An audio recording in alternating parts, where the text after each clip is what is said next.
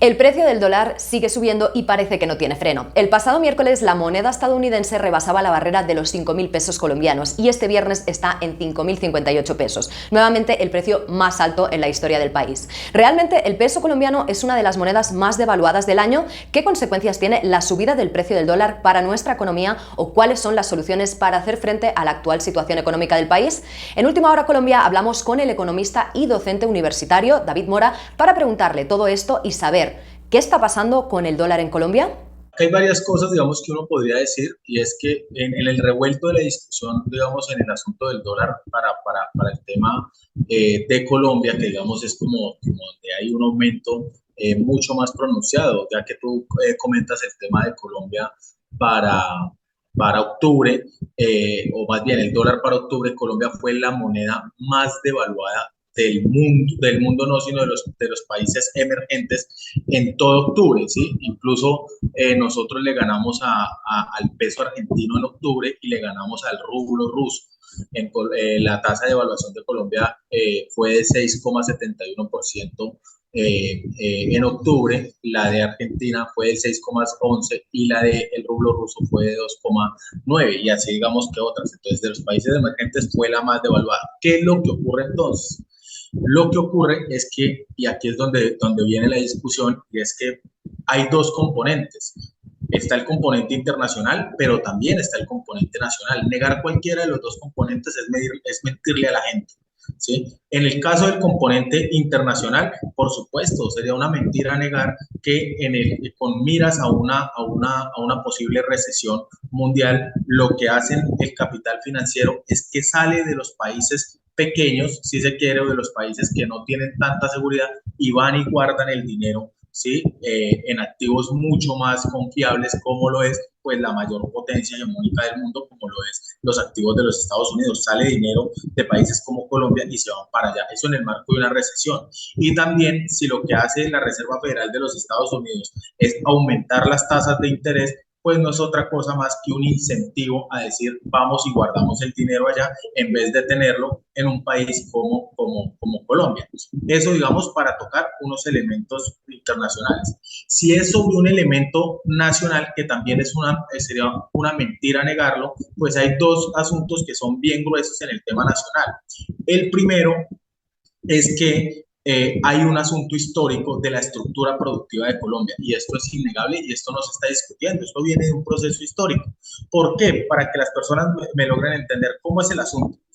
Para usted poder comerciar en el resto del mundo, cerca de más del 80% de todas las transacciones que se hacen en el resto del mundo requieres dólares para poder realizarla. Y el vecino que me está diciendo, pero yo ¿por qué lo necesito? Si usted quiere ir a Argentina, usted no va a una casa de cambio con pesos colombianos y le dice, cámbiame estos pesos colombianos en pesos argentinos. Les dice, no señor, yo se los cambio en dólares. Y usted viaja con los dólares para poder cambiarlos en una casa de cambio en Argentina, ¿sí? Esos dólares por pesos argentinos. Eso mismo le pasa a nuestros empresarios. Requieren dólares para poder traer las mercancías que necesitamos. Entonces, el elemento estructural aquí que hay es que como a partir de la apertura económica y la profundización de los tratados de libre comercio y otro mundo de decisiones, se destruyó el aparato productivo colombiano, entonces nosotros no producimos las mercancías hacia el extranjero que nos permitan tener los dólares para que los importadores de los bienes y servicios que no estamos en capacidad de producir los puedan traer. Y como quedan poquitos dólares en la economía, el precio empieza a subir, el precio del dólar. Ejemplo, que le pongo a mis estudiantes para que se entienda un poco mejor. Usted tiene 10 manzanas y tiene 10.000 pesos, seguramente esas 10 manzanas le valen 1.000 pesos. ¿Sí? Pero si se van 5 manzanas y ahora usted tiene 5 manzanas y tiene los mismos 10.000 pesos, seguramente hay que dar 2.000 pesos por cada manzana. Eso mismo ocurre con el dólar. Si usted tiene 10.000 pesos y 10 dólares, cada dólar valdrá 1.000 pesos. Pero si se le van 5 dólares por estos efectos, ya usted tiene que dar el doble de pesos por cada dólar. ¿Sí? Y eso es un efecto estructural. Y la mejor forma de ver ese efecto estructural es verlo en los déficits de las cuentas externas en Colombia. El déficit comercial del país, nosotros importamos a agosto de 2022, que es la última cifra, más de 2.168 millones de dólares, es decir, importamos más de lo que logramos exportar. Es decir, estábamos entregando los pocos dólares y necesitábamos importar más. Eso es una muestra justamente de la dificultad de la estructura productiva del país. Miremos los déficits en cuenta corriente o miremos el déficit fiscal. Ese es el elemento estructural, hay un elemento fuerte estructural. Y también sería mentira negar que en el elemento nacional hay un elemento, por supuesto, de la incertidumbre que generan las decisiones del actual gobierno, ¿sí? Por una razón o por dos razones. Una de esas razones, si usted el 60% de las divisas que nosotros requerimos, de los dólares que requerimos para funcionar, los produce el sector petrolero, en especial Ecopetrol.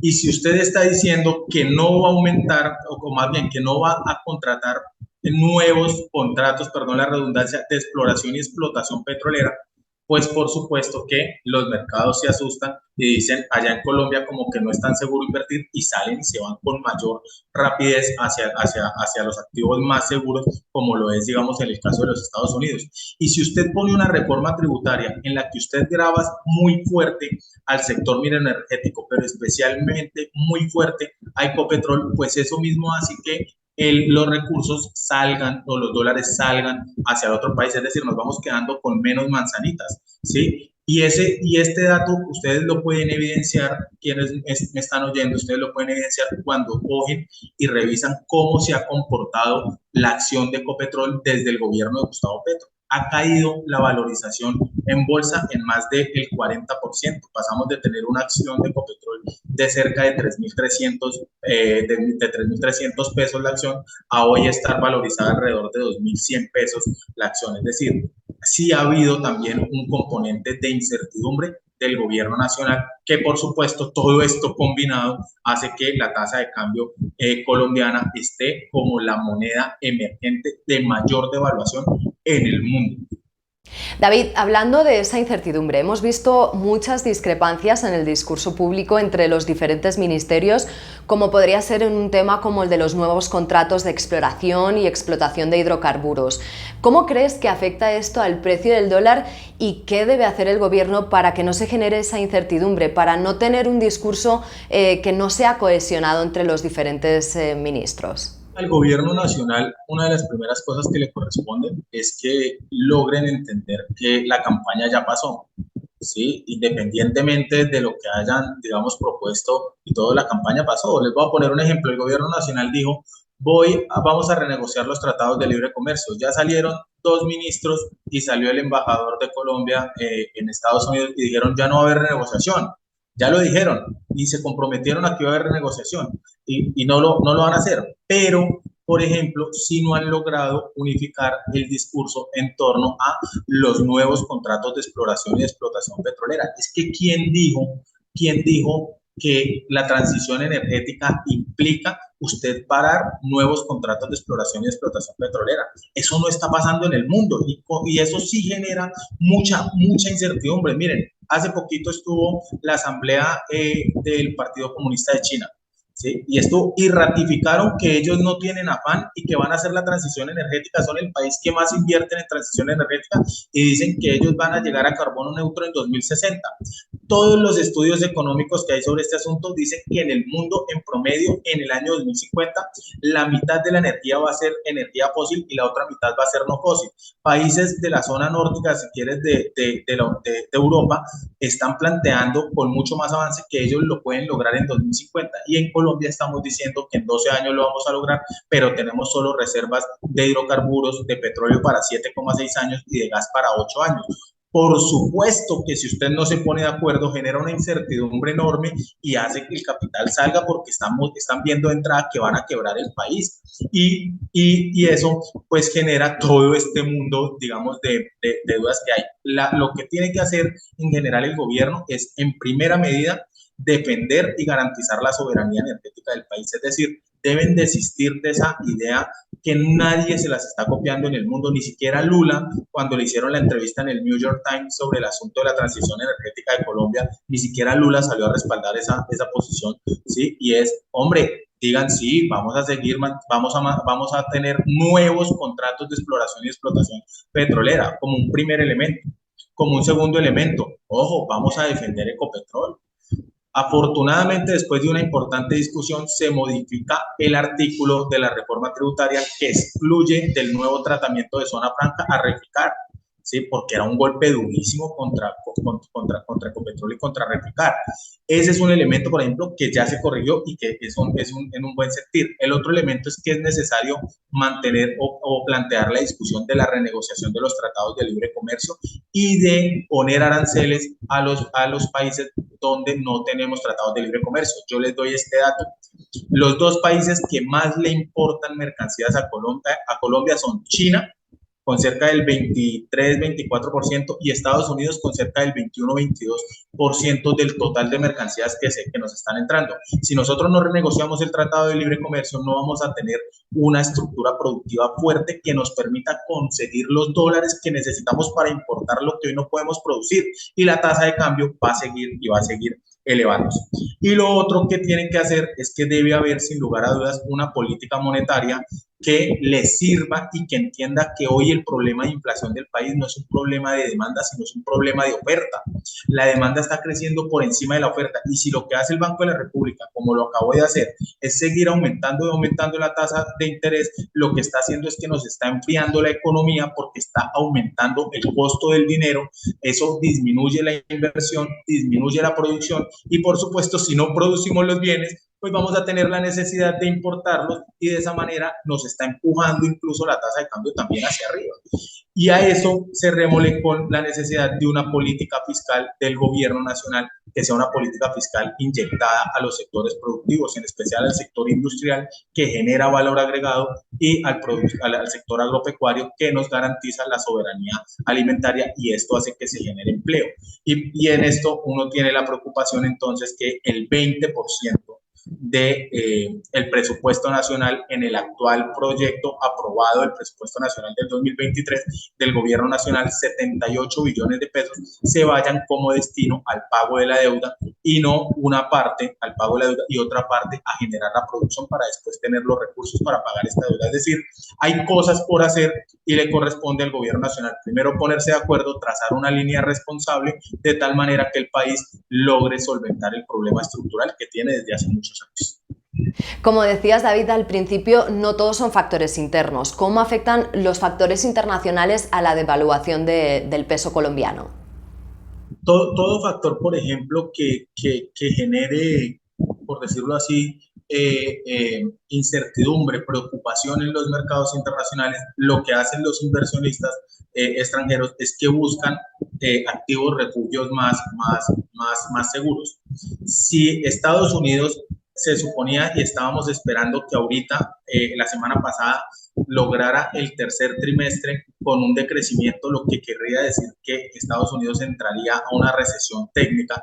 Digamos que afortunadamente lo que mostró fue que Estados Unidos creció en este último trimestre, y eso hizo que la semana pasada el precio, o en parte hizo que la semana pasada el precio del dólar en Colombia se estabilizara un poco. Pero si usted mira que, por ejemplo, la Unión Europea está de capa caída por el aumento enorme de la inflación debido al aumento de los precios de la energía, y usted mira el problema que tiene en Rusia, pues no hay muchos activos seguros, ¿sí? Y Colombia, en el marco de esta incertidumbre, claro que esos factores internacionales golpean directamente a economías de cobija chiquita como Colombia, ¿sí? Y hace que el dólar con mayor facilidad se vaya hacia activos más seguros, ante naciones mucho más fuertes, más robustas, porque pues usted no va a invertir donde tiene la posibilidad de perder el dinero, y eso sí hace que es uno de los elementos que es el componente internacional. Cualquier componente internacional, en especial que golpee las grandes economías mundiales, va a tener un efecto sobre las decisiones, sobre la realidad de Colombia. Y si a eso le agregamos los elementos nacionales, pues empeoramos la situación. David, ¿qué crees que podemos esperar en las próximas semanas en cuanto al precio del dólar? Es decir, ¿cuál será su tendencia? Si se sigue con la línea de eso, y si siguen en especial saliendo a corregirse uno a otro desde el gobierno nacional, sin duda lo que va a ocurrir es que el dólar se va a trepar por encima de los 5.000 pesos, ¿sí? Y va a seguir, y va a irse trepando, ¿sí? Hay unas condiciones internacionales, por ejemplo, algo que no se dice y que hay que reconocer en el marco internacional es que la semana anterior el gobierno nacional empezó a dar señales de tranquilidad y eso coincidió la semana pasada con el aumento del precio del petróleo que nos genera cerca del 60% de las divisas y además coincidió también con el crecimiento del Producto Interno Bruto de los Estados Unidos en el tercer trimestre que estábamos esperando, ¿sí? Y por supuesto que eso hizo calmar la moneda y por tanto lo tuvimos alrededor de los 2.800. Algo, David, que muchos se preguntan también es a nivel doméstico, ¿cómo afecta a nuestra economía particular el precio del dólar? Miren este ejemplo, supongamos, para entender cómo nos afecta, ¿sí? Supongamos que un celular vale $1. Hace 2 meses atrás, ese celular teníamos que trabajar los colombianos 4.000 pesos para poder comprar ese dólar y poder traer ese celular, si valiera $1. Hoy tenemos que trabajar 5.000 pesos para poderlo traer. Es decir, todos los bienes y servicios que hoy no estamos consumiendo se nos están encareciendo. Y tenemos el lío que a través de la apertura económica y los tratados de libre comercio se quebró la producción, en especial la producción de insumos, ¿sí? De muchos de los insumos que requerimos para nuestra producción. Entonces les voy a poner un ejemplo. El maíz y muchos de los alimentos para la producción de pollos y de huevos que pesan cerca del 70% de los costos de producción del sector avícola, hoy no se produce en Colombia, hoy es importado. ¿Qué quiere decir? Que tenemos que trabajar mucho más para traer esos productos, por tanto nos encarecen los costos de producción y el huevo se nos pone más caro y la carne de pollo también se nos pone más caro y eso con todos los demás productos. El asunto, el agricultor que nos está escuchando, hace 9 meses el bulto de urea le costaba entre 60.000 y 70.000 pesos. Hoy ese agricultor paga el mismo bulto de urea por cerca de 300.000 pesos, ¿sí? Y es un insumo esencial para la producción agropecuaria. Nos aumenta los costos de producción, nos encarece el costo de vida y, por supuesto, afecta el ingreso de todos los hogares, en especial de los sectores medios y populares. Y si a eso le agrada a usted que la reforma tributaria incluye bienes de la canasta familiar en los mal llamados saludables y ambientales, pues le está aumentando usted los costos, en última, le está encareciendo el costo de vida a los colombianos y va a generar un problema social muy fuerte desatado por medio de un asunto estructural económico nacional e internacional. Para hacer un resumen, ¿qué debemos hacer a nivel interno para hacer frente a esa subida del dólar? Yo he venido planteando que a nivel interno lo primero que hay que tener es un asunto de tomar las decisiones en beneficio del país en el marco de la soberanía nacional y eso implica sin duda que garanticemos la soberanía energética. O sea, no podemos seguir en la idea de no vamos a explorar ni explotar nuevos yacimientos de hidrocarburos. Eso es una locura. La transición energética se puede realizar en el marco de coger esos recursos del subsuelo para sembrar en el suelo y eso lo está haciendo en el resto del mundo. Eso es un elemento esencial, la soberanía energética. Hay otro elemento esencial que corresponde a ponerle mucho ojo a Ecopetrol en el asunto de la reforma tributaria. Han corregido el tema de rectificar en cuanto al carácter de zona franca, lo logran excluir ese nuevo elemento, pero siguen incluyéndole unas sobretasas de impuesto de renta muy fuertes a Ecopetrol. Ecopetrol le va a dar a Colombia este año cerca de 30 billones de pesos a la nación como utilidades. Donde nosotros la sigamos ahorcando, se nos quiebra Ecopetrol y ahí sí tenemos un lío supremamente fuerte. El otro elemento es que es necesario renegociar los tratados de libre comercio, donde es evidente, donde uno revisa la balanza comercial y nos ha ido supremamente mal, ¿sí? Al país no le ha ido bien con estos tratados de libre comercio, por tanto es necesario renegociarlos. Y lo otro es que hay que abrir la discusión sobre la política monetaria del Banco de la República y por supuesto que tiene que haber una política fiscal con estos nuevos ingresos de la reforma tributaria, ojalá inyectados directamente a los sectores productivos, industrial y agropecuario para poder producir los bienes y servicios que nos permitan conseguir los dólares que requerimos para importar los bienes que no estamos hoy en capacidad de producir. Si nosotros no hacemos ese tipo de cosas y seguimos en el vaivén en el que estamos, todos los coletazos internacionales nos van a pegar más duros y cada que salga y hable la ministra y salga y le corrija al ministro, nos va a seguir aumentando la tasa de cambio y los colombianos van a seguir viendo cómo su ingreso se esfuma en la dificultad de poder comprar nuevos bienes y servicios. Bueno, David, muchísimas gracias por estar con nosotros aquí en Última Hora Colombia para explicarnos qué está ocurriendo con el precio del dólar en nuestro país y cómo nos afecta. Muchas gracias a ustedes, muy amables por la invitación y un saludo a todos. Espero verlos pronto.